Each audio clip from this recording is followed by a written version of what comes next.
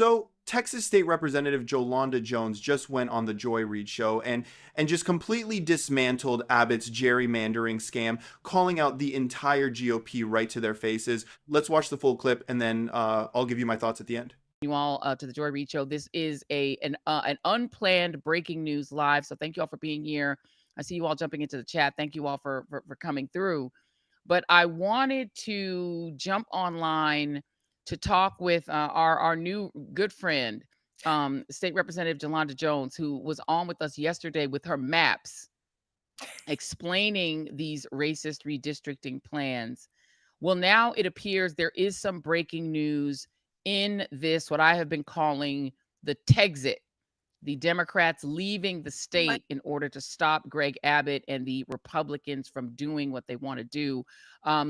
Representative Jones is back with us, and she's got some updated news. Talk to me about what this end game apparently is starting to look like. So we don't know what the end game is yet. So what we do know is the special session with these racist redistricting maps, as you call them, would naturally end on the 19th, August 19th, which is Tuesday. And every day the governor and the speaker have gotten up and made big brouhahas about how we stopping stuff from getting done and how dare we, and we running. Well, we ain't running from nothing, because at least I ain't never been scared. And we collectively are not afraid of the governor. So I think he is embarrassed. Otherwise, I mean, he's been beating his chest, the whole time saying, y'all better do this. Otherwise, we're going to do this. And there's really no otherwise, right? He can't find us. We're not in Texas. The subpoenas in Texas don't do anything in Illinois or California or Massachusetts or New York. So he needs to just go on. And so he's ended it. He told us today, we're going to end it on Friday if we don't have a quorum. Well, newsflash, he's not going to get a quorum. And he says, and I'm going to call another one immediately. Okay, so he has to have to actually start over. So we're waiting to see what he does. So we're trying to figure out, what do we do now? Because our goal was to kill the first special session. And we have done that. And let me tell you, by us texiting, because I like that. So invitation is the highest form of flattery. So I'm going to use that. I'm a texiter, right? So see how that worked? You understand? You Yes, went to Harvard. I like it. I like it. Right. And so we did this. So we're up 1-0. And now we're just trying to figure out what our next move is. Let me tell you some wins that us texiting did. One, it killed this special session. So those racist maps cannot be shoved down our throats. And let me remind you what those racist maps do. Those racist maps will literally whittle down 4 Black Congress people to 2 if their plan goes into place. So that's a problem, because as you showed yesterday, most Black people live in Houston and Dallas. They're getting rid of 2 Black Congress people in Houston and Dallas, and it's just going to be hard to recover from that. So we were able to stop that this special session. The second thing we were able to do was to get our Democratic governors in Democratic states. I'm choosing my words carefully, Joy. Let's see what words I want to use. To get them to drop. You understand what that means? And they're basically like, try them in Texas, governor or president, and we're going to try you in California. So just like you can take Black and brown seats in Texas, we can take out your white seats in California, in New York. They can't do it immediately because they have some constitutional issues, but they can do it. So California can do it before 2026. New York can do it before 2028. So basically, if you want to go on this wipe out Black and brown people, parade in Republican states, then we can wipe y'all out and then we can just go. So we were able to do that. The next thing we were able to do is I got to meet you. So we literally have the world media talking about what's going on in Texas. Because if things are done in the dark, then you don't know what's going on. People probably don't know why Trump has been able to pass these really bad bills that have affected us all negatively, i.e., so many of us being wiped off of Medicare and Medicaid, or our Social Security being cut after we paid into it forever, and we deserve our damn retirement when we get older because we earned it. It's not a handout. We worked and we put in our sweat equity with our lives. And for example, US citizens being deported, who would think that? Families being separated. And I'm going to bring this up, although I'm not a farmer, but I do buy food that was raised on farms and grown on farms. My groceries are higher, vegetables are higher because farmers can't maintain their farms because of all these damn tariffs that Trump has. So you wonder why backpacks that used to be $15 are now $50, the eggs that used to be $6 and now $13, or paper towels. My mother is obsessed with paper towels, okay? That's the only reason why I'm even paying attention to. I bought 6 rolls of paper towels that cost $13. I'm like, what kind of world am I living in? And my mother used up all the damn paper towels in 2 days. You know, she lived in my house. I told my mama, you can't do that, mama. This costs $13 now, okay? So I punished her. I stopped putting paper towels in the house for a little while. But my point is this, that all these bad things are happening. And we're like, how did this happen? You want to know how it happened? Because North Carolina had 3 seats taken from them by the Republicans, and they did some racist gerrymandering, and they did the exact same thing. And so that is the 3-vote majority that Trump has. So what happened in North Carolina is affecting you in Tupelo, Mississippi, or Des Moines, Iowa, or Honolulu, Hawaii, or wherever. And we also about to be in all these damn wars.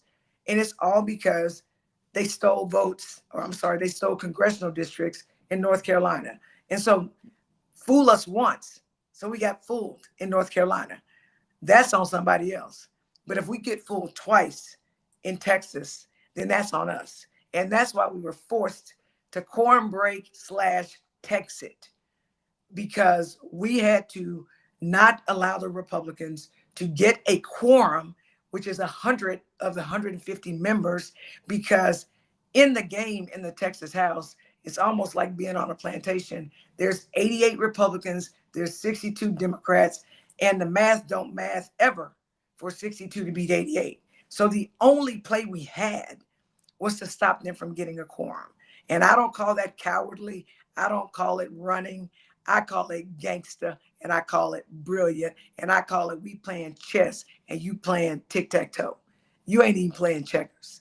So that's what we had to do. So now it ended before we thought it was going to end, because he kept beating his chest and trying to debo everybody. Black people, y'all know what that means, to debo, right? If all you got to do is look at Friday. And now we've got to figure out what's our next step, right? Are we going to let California and New York and them, follow through with what they've said, which is Trump and Abbott, if you insist on doing what you're going to do in Texas, then we got you over here and we got you over there and we got you over here. Or we also need, for people watching this show, you need to vote. Like, no matter what, when you don't vote, they win. So Trump scares the crap out of people, and they vote because they're afraid of us, although there's nothing to be afraid of us for. So the question is, are we afraid of Trump? Because if you think that man and his cronies, the billionaire guys, I should call them the billionaire boys because they act just like boys, do you think that they are going to stop with what they're doing? No, they're trying to take us back to before the Voting Rights Act. That's what this is about. They're literally trying to take away Black and brown people's right to vote.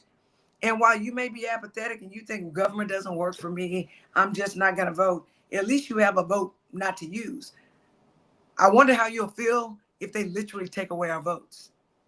Man, I mean, every time I see a clip like this, it's just, it's a reminder of how utterly broken the system is, The fact that a duly elected state representative has to literally flee her state, like go on the run, just to stop the governing party from gerrymandering Black voters out of existence, it's insane. It feels like something you'd read about in a history book about the Jim Crow South, except it's happening right now. And the Republicans, of course, they frame it as these Democrats are running or being cowardly.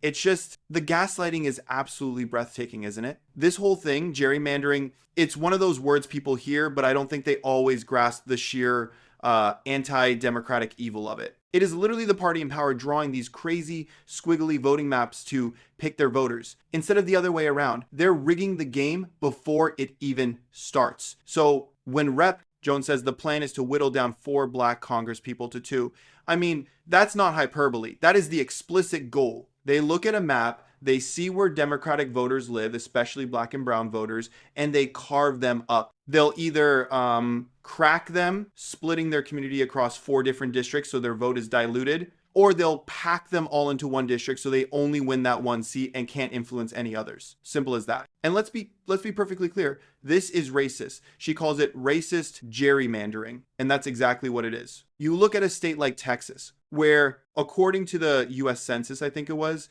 people of color made up 95% of the state's population growth over the last decade. 95%. So a fair map would reflect that growth with more districts where minority communities can elect someone who represents them, right? Instead, the Texas GOP drew maps that actually reduced the number of black and Latino majority districts. They used that massive population growth to shore up aging white conservative incumbents. It's a deliberate strategy to maintain white minority rule in a state that is becoming more diverse by the day. The whole thing is just it's so fundamentally dishonest. The Republican Party screams and cries about election integrity and phantom voter fraud, while they engage in the single most effective form of election rigging that exists. It's a quiet procedural coup. And when Democrats use one of the only tools they have left, breaking quorum, the GOP and the media act like they're the ones subverting democracy. It's ludicrous, right? Rep. Jones is right. The math in the Texas House doesn't work for Democrats.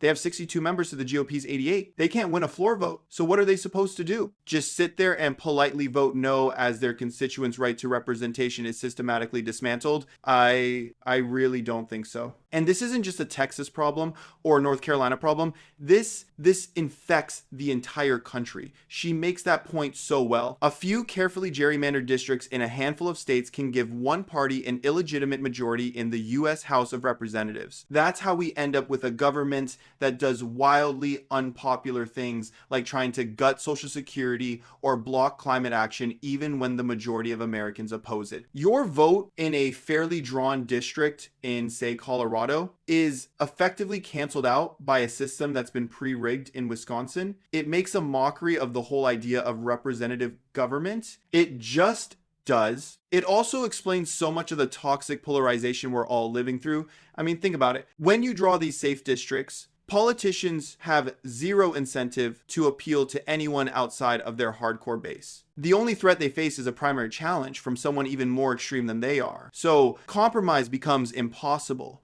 Bipartisanship is seen as a weakness or whatever. You get a government full of people who only talk to people who already agree with them, and it just spirals into this vortex of rage and gridlock. It's, I guess you could say, a system designed to produce the worst possible outcomes. Honestly, the sheer audacity of it is what gets me. The party of law and order is exploiting legal loopholes to achieve a profoundly undemocratic and frankly un-American result. They're undermining the core principle of one person, one vote while wrapping themselves in the flag and accusing everyone else of being the real problem. It's projection on a scale that is just mind-boggling. They are stealing power, plain and simple. They're just doing it with mapping software and committee hearings instead of in the streets. So what's the answer? Well, I mean, voting is the start. Like she said, you have to overwhelm the gerrymander. But the real structural fix is to take this power away from partisan politicians. We need independent, nonpartisan commissions to draw the maps like they have in California and a few other states. It's not a magic wand, I guess, but it's a hell of a lot more fair